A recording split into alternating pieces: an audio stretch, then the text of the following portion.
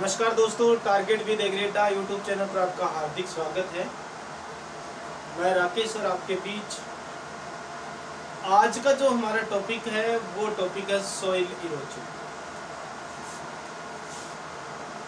Soil erosion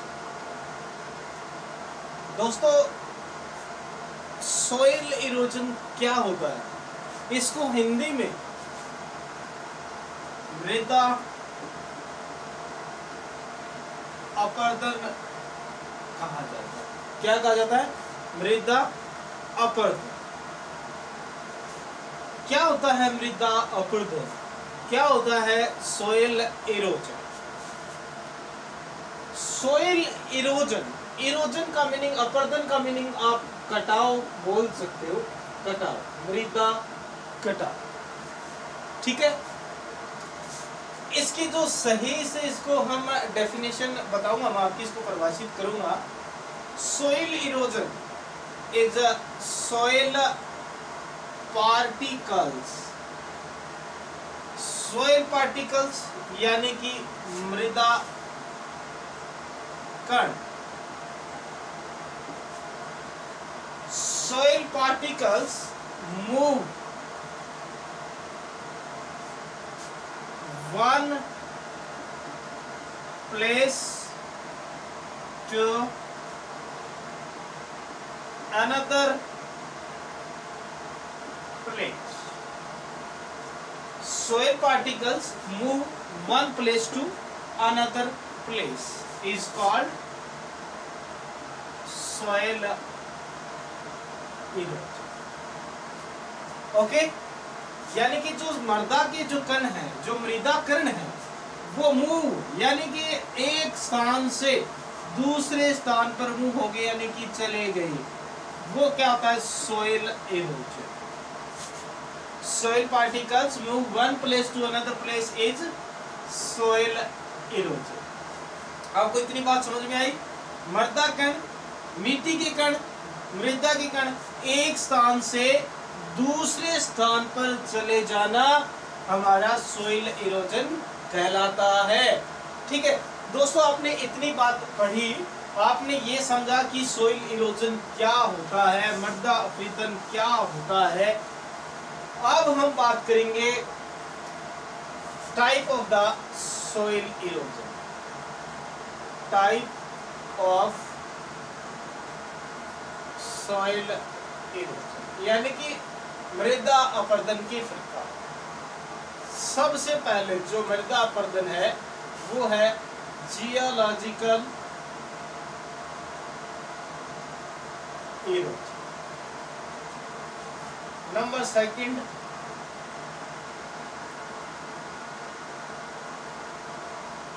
accelerated erosion. इसको हिंदी में कहते हैं भूगर्भिक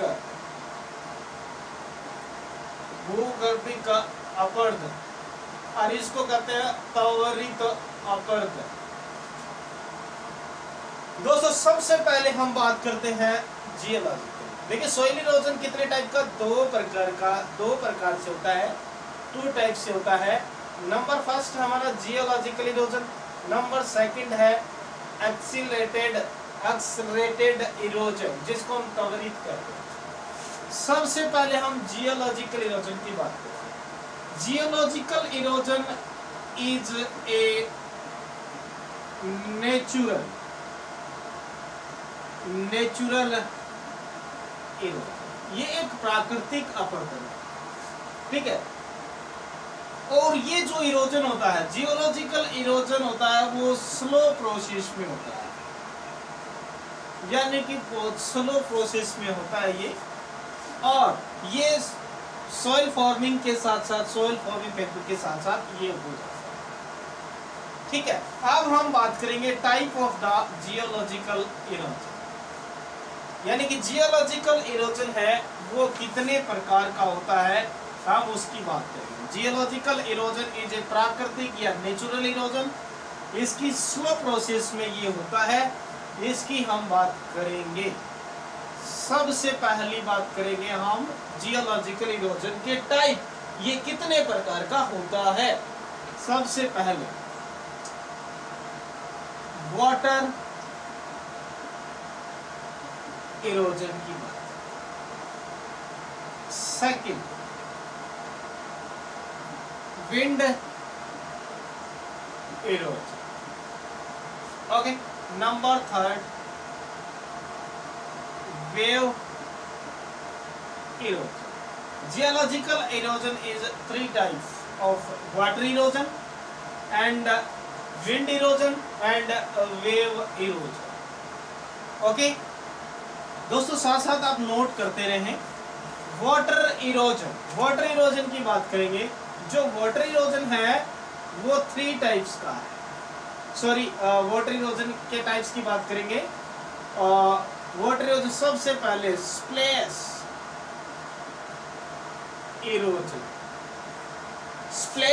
इरोजन, फर्स्ट है। सेकंड की बात करें सिट इरोजन। नंबर थर्ड हमारा है रिल इरोजन। नंबर फोर्थ है गली इरोजन। दोस्तों हम पढ़ रहे हैं टाइप ऑफ सोइल के जो टाइप कितने हैं, 2 प्रकार के होते हैं। 2 प्रकार के अंदर जो जियोलॉजिकल इरोजन के टाइप पढ़े हमने, water erosion, wind erosion, wave erosion. और वाटर इरोजन के जो टाइप है स्प्लैश इरोजन, सीट इरोजन, रिल इरोजन और गली इरोजन। अब हम सबसे पहले बात करेंगे स्प्लैश इरोजन। स्प्लैश इरोजन क्या दोस्तों, यहाँ पे बता रहा हूं जो स्प्लैश इरोजन के बारे में। स्प्लैश इरोजन को हिंदी में बौछार, स्प्लैश का मीनिंग होता है बौछार। अब देखिए दोस्तों क्या होता है स्प्लैश इरोजन में, जब ये मान लीजिए हमारी अर्थ सरफेस है, भूमि की ऊपरी परत है, और स्टार्टिंग में जब क्या है कि जैसे रेन आती है, या जो रेन की जो ड्रॉप जो एक ऊपर से तेज गति से जो सोइल की टॉप सोइल के ऊपर गिरती है, तो गिरती है तो नीचे से सोइल पार्टिकल्स क्या हो जाते हैं, मूव हो जाते हैं। रेन तेजी से आती है और रेन ड्रॉप तेजी से नीचे गिरती है सूखी ड्राई एरिया में, तो क्या होगा जो सोइल के जो पार्टिकल्स, जो मृदा के कण है, मृदा के जो कण है वो मूव हो जाएंगे, यानी कि निकल जाएंगे यहाँ से। तो इस प्रकार के इरोजन को हम स्प्लैश इरोजन कहते हैं। क्या कहते हैं इस प्रकार के इरोजन को? स्प्लैश इरोजन कहते हैं। स्प्लैश इरोजन समझ में आया? जब रेन ड्रॉप तेज गति से ऊपर गिरती हैं तो सोइल पार्टिकल्स क्या हो जाते हैं, मूव हो जाते हैं वन प्लेस से, इस प्लेस से अदर प्लेस से, ठीक है। तो वो क्या होगा, आपका स्प्लैश इरोजन होगा, यू नो, ओके, ठीक है।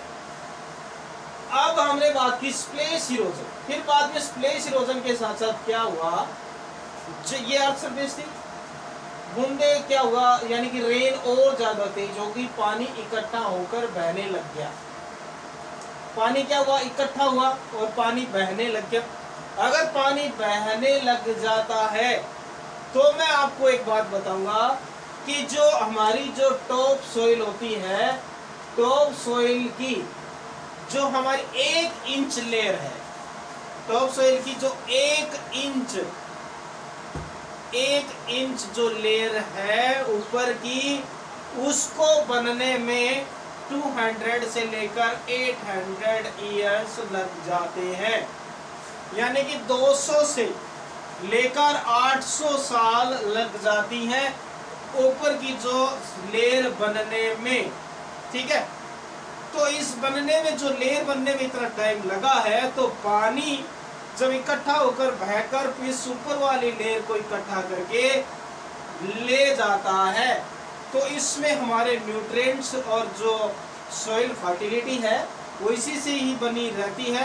अगर वो ही इस सॉइल में नहीं रहेगा तो ये मृदा में प्रोडक्शन बहुत कम होगा। दिस स्टेज, इस प्रकार की जो प्रोसेस के इरोजन को हम कहते हैं seat erosion. Sheet erosion is the second stage of the water erosion. Okay, sheet erosion is the second stage of the water erosion.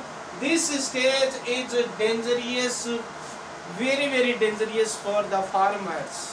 ये स्टेज एक बहुत ही डेंजरियस स्टेज है, तो आपको दोस्तों ये बात याद रखनी है। The dangerous stage of the water erosion is the sheet erosion. ठीक है, इसको बौछार, इसको सतह अपर्दन बोलते हैं, सतही अपर्दन बोलते हैं। पानी घुल के इसमें निकल गया। ठीक है दोस्तों, मैं आशा करता हूँ आपको ये बात समझ में आ गई। 1 इंच सोइल बनने में 200 से 800 साल लगते हैं, और पानी की जो सोइल की जो 1 इंच लेयर बनने में 200 से लेकर 800 साल लग जाती है। तो ठीक है दोस्तों, आपको इतनी बात समझ में आई होगी। फिर बाद में क्या होता है, जो स्लोपी सोइल होती है, स्लोपी यानी कि जो ढलान वाली जो होती है, उन सोइल में क्या होता है, जब पानी इकट्ठा हो जाता है तो क्या होता है, अंगुलियां जैसी रिल यानी कि नालियां बननी स्टार्ट हो जाती हैं। तेज बहाव होता है तो नालियां सी बन गई पानी के, इसमें सोइल का कटाव ज्यादा होता है। ठीक है, और फिर बाद में धीरे धीरे क्या हुआ, अगर इसमें ऐसी नालियां सी जो बन जाएंगी, ऐसे नालियों का जो अपरदन होता है, जो इरोजन होता है, हम उसको रिल इरोजन नाम देते हैं। क्या है, ऐसे ना ढलान, जो स्लोपी का मतलब ढलान वाले क्षेत्रों में क्या है कि ऐसे रिल नालियां सी बन जाती हैं, और जब नालियां बन जाती हैं तो उसको हम रिल इरोजन के नाम से जानते हैं। फिर दोस्तों एक बात और आगे चलते हैं, यही नालियां, और इसमें तेज गति से वाटर होगा, यही नालियां वाइड हो जाती हैं। क्या हो जाती हैं, वाइड हो जाती हैं। और ये वाइड जब हो जाती हैं, तो जब ये नालियां चौड़ी होगी, एकदम वाइड होगी, तो इसमें जब हम प्लॉजिंग फील्ड यानी कि खेत की जो जुताई करते हैं, कोई टिलेज करते हैं, ठीक है, तो इस प्रकार की जो समस्या बहुत ज़्यादा आती है। पहली बात, इसको ये जो वाइड हो जाती है तो उसको हम गली इरोजन से जानते हैं। क्या कहते हैं उसको, गली इरोजन। इसको हिंदी में अवनालिका कहा जाता है। ये जो नालियां हैं वाइड हो जाती हैं, इसको हम क्या कहेंगे, गली इरोजन के नाम से जानते हैं। और गली इरोजन यानी कि नालियां बहुत ज़्यादा चौड़ी हो जाती हैं, गहरी भी हो जाती हैं, जिससे क्या है, हम खेत में जुताई करते हैं, कोई टिलेज करते हैं, फसलों की बुआई करते हैं, तो उसमें बहुत ज़्यादा प्रॉब्लम्स आती हैं, और इस सोइल का जो दोष बहुत ज़्यादा होता है, इसलिए ये अनकल्टिवेटेड हो जाती हैं। तो ये आपको अवनालिका अपरदन कहा जाएगा। ठीक है, आई बात समझ में, इतनी बात समझ में आई होगी। ये थे हमारे वाटर इरोजन के प्रकार। सबसे पहला था हमारा बौछार अपरदन, यानी कि आप उसे splash erosion. Sheet erosion is the dangerous stage of the farmers, dangerous stage for farmers. और sheet erosion is second stage of the water erosion. इसको कंटिन्यूसली याद रख लेना, ठीक है, क्रम से। ठीक है, स्प्लेश इरोजन ऐसा आ सकता है, which of the following is the second stage of the water erosion. आपको 4 ऑप्शन दे दिए, तो कौन सी है, शीट इरोजन। ओके, आपको पूछ लिया कि शीट इरोजन इज द कौन सी स्टेज है वाटर इरोजन की, तो फर्स्ट सेकंड, कौन सी सेकंड स्टेज। पहले स्प्लेश इरोजन होगा, फिर शीट होगा, फिर रिल होगा, फिर गली होगा। ठीक है, मैं आशा करता हूँ आपको ये बात समझ में आ गई होगी। अब हम बात करेंगे सेकंड विंड इरोजन। ठीक है, विंड इरोजन के प्रकार हम पढ़ेंगे। देखिए, विंड इरोजन के कितने टाइप्स का होता है। विंड इरोजन इस 3 टाइप्स का ये होता है। नंबर फर्स्ट की अगर हम बात करें, सॉल्टेशन। क्या बात करेंगे, सॉल्टेशन। नंबर सेकंड की बात करेंगे हम, सरफेस क्रीप। क्या करेंगे, surface creep. Okay, number third की हम बात करेंगे, सस्पेंशन।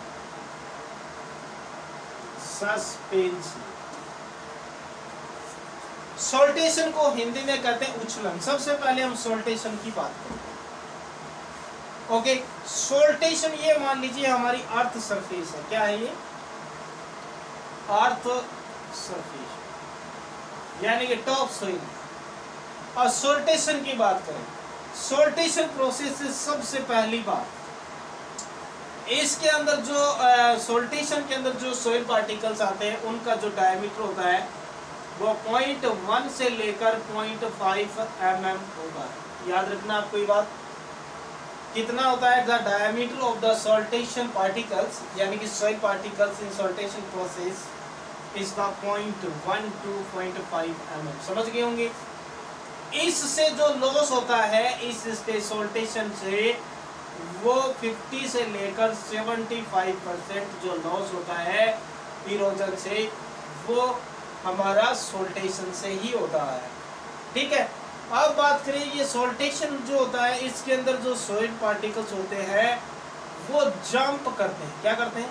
जंप। यानी क्या करते हैं? जंप, यानी कि ऐसे मेंढक की तरह कूदते हैं, यहाँ से उठे और यहाँ गिर गए, यहाँ से ऐसे या यहाँ से ऐसे, ऐसी एक तो जंप करते हैं। कौन से? आपके सोल्टेशन जंपिंग। ठीक है, आपको ये बात याद रखनी है, जंप करते हैं और इसका डायमीटर कितना होता है और कितना इसमें लॉस होता है। ये तो हमारी बात हुई सोल्टेशन की। अब हम बात करते हैं सरफेस क्रीप की। देखिए दोस्तों, सरफेस क्रीप में क्या होता है, ये जो सरफेस क्रीप यानी कि ये रेंगते हुए चलते हैं। सबसे पहले मैं इसके साइज की बात करूंगा। सरफेस क्रीप के अंदर, सरफेस क्रीप के अंदर जो इनका डायमीटर जो होता है वो 0.5 से लेकर 3 mm तक, यानी बड़े कण होते हैं वो इसके। ठीक है, और इससे जो लॉस होता है वो 5 से लेकर 5 to 25% होता है। ठीक है, अब इनकी बात क्या है, ये रेंगते हुए चलते हैं, यानी कि इसका ये यहाँ से ऐसे सरफेस के टॉप सोइल के ऊपर से ऐसे ऐसे ऊपर से चलते हैं।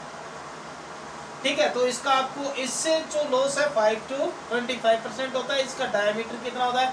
0.5 से लेकर 3 mm। ठीक है, आपको ये बात याद रखनी है, और ये रेंगते हुए चलते हैं। ठीक है, अब हम बात करेंगे सस्पेंशन की।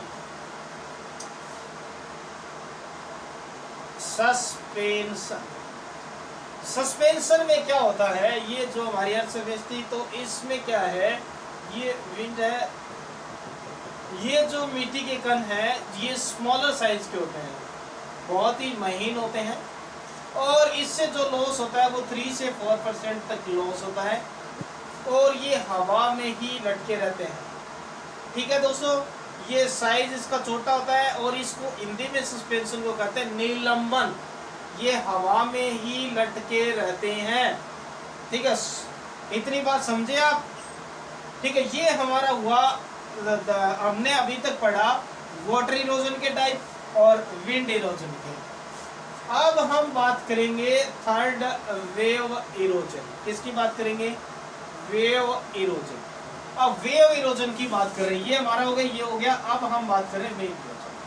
देखिए, जो वेव इरोजन को हम कहते हैं लहर कटाव। क्या कहते हैं?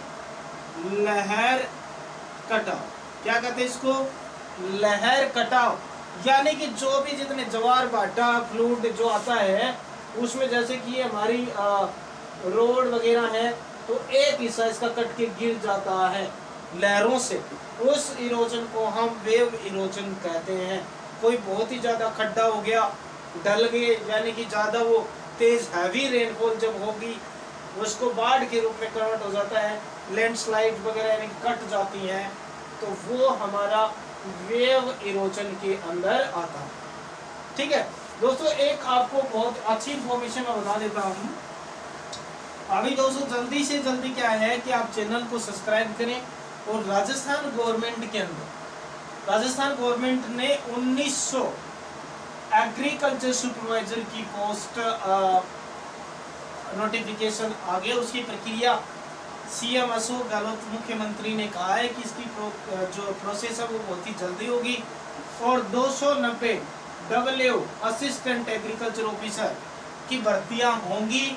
तो आप तैयारी पे जुट जाएं, क्योंकि हमारे देश में एक टीटी यानी कि लोकस्टा की बहुत बड़ी प्रॉब्लम्स आई हुई है। लोकस्टा क्या है? ये टीडी, इसको लोकस्टा हिंदी में टीडी कहते हैं।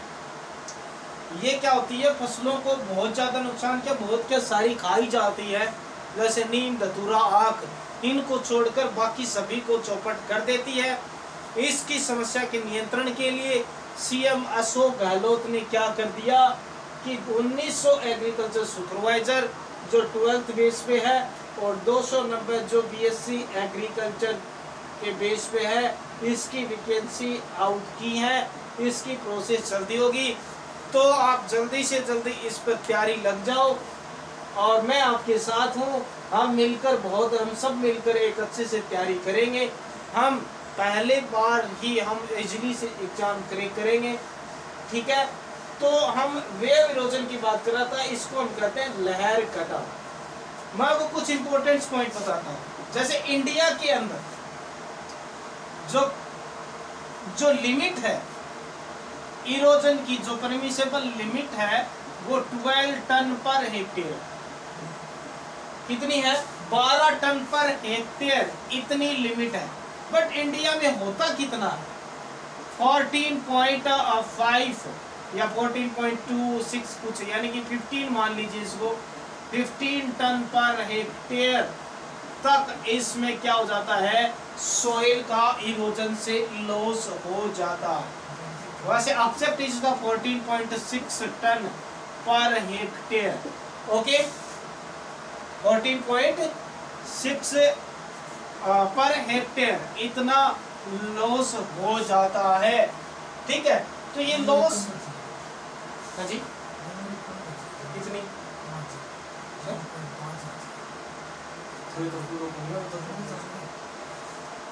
तो इतना इसमें क्या होता है, लॉस होता है। अब हम बात करेंगे एक्सेलरेटेड इरोजन। एक्सेलरेटेड इरोजन है वो किससे होता है दोस्तों, मैं बता देता हूँ।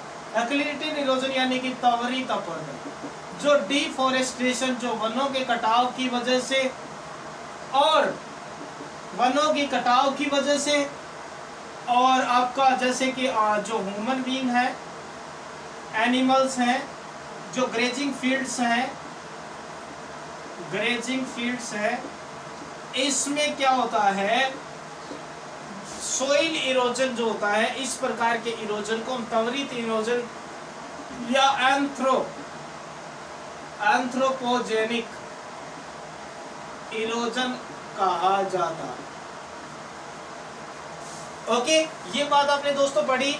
जियोलॉजिकल इरोजन हमने पढ़ा, एक्सेलरेटेड इरोजन पढ़ा। एक्सेलरेटेड इरोजन क्या होता है, जो human animals grazing field deforestation की वजह से जो इरोजन होता है वो उसको हम एंथ्रोपोजेनिक इरोजन कहते हैं, त्वरित इरोजन कहते हैं। दोस्तों आज के लिए इतना काफी है, तो हमारे चैनल को शेयर करें, सब्सक्राइब करें। अगर वीडियो अच्छा लगे कमेंट में जरूर बताएं। आज के लिए इतना काफी है, धन्यवाद।